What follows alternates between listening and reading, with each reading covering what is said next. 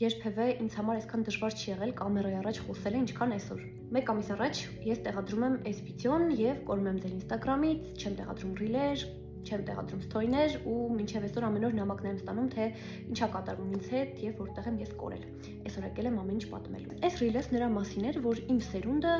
ուժեղ ձգտում ունի անցյալ վերադառնալու մի տեսակ իրական կյանք տեսնելու, որովհետեւ մեր կյանքը իրական չի թվում։ Մենք անընդհատ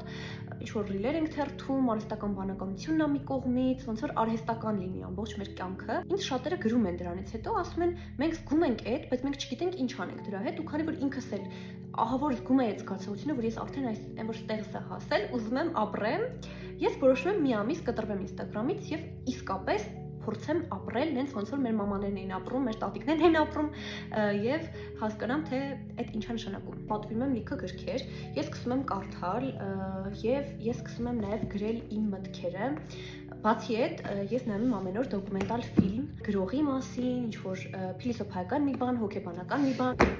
եւ ինչա լինում ինձ հետ։ Ես պլանավորում էի մեկ շաբաթ հետո հետ գալ ձեզ պատմել, բայց մեկ շաբաթ հետո ինձ համար անսպասելին է կատարվում։ Ես չեմ ուզում հետ գամ Instagram, որովհետև ես ինձ շատ լավ եմ զգում, ես շատ երջանիկ եմ, ես կյանքը սկսում եմ ուրիշ ձև տեսնել։ Մեկ շաբաթ հետո ես անճանաչելի եմ դառնում, իսկ մեկ ամիս հետո փոխվում եմ կյանքում ամեն ինչ, մինչև անգամ երաժշտական ճաշակս։